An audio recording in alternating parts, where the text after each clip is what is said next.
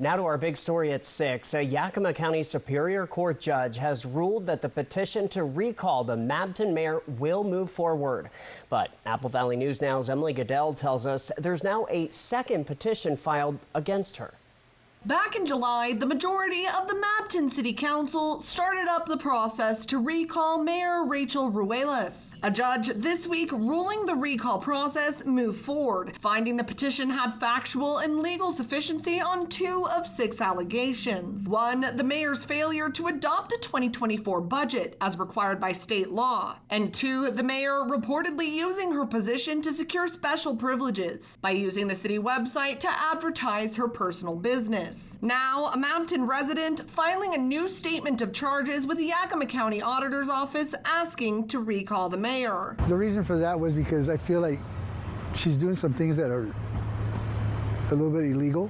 One claimed that she convinced the previous council at their last meeting in December to approve a raise for her of $1,000 a month. But she retropaid herself back all the way till I think it was April or May, which I think is not right. Resulting in her reportedly receiving an $8,000 stipend, an alleged violation of state law because without approving a final budget, quote, it was impossible to verify if that expenditure exceeded the 2024 budget. The lack of budget also resulting in another alleged violation because the city clerk was unable to report expenditures and liabilities against 2024 budget appropriations as required by law. And not only that, but she refuses to allow the council members into their own chambers to have a special meeting, and that meeting took place outside of the chambers building just because she wasn't going to open the door for him.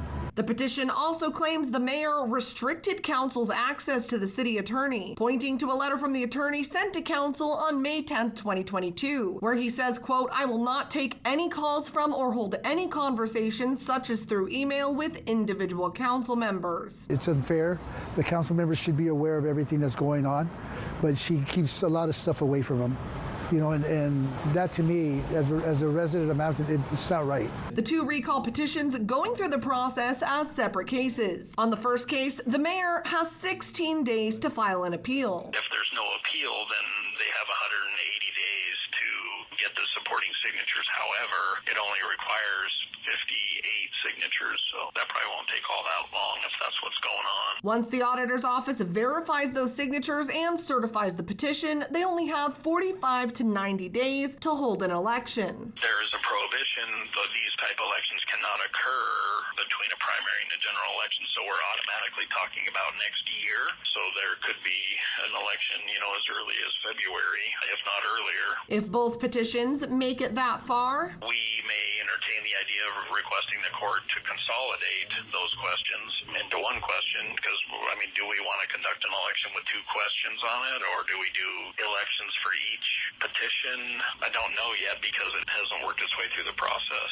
It's unclear yet if the mayor will file an appeal in the first recall petition, but the deadline is coming up in a little over 2 weeks. In Mabton, Emily Goodell, Apple Valley News Now.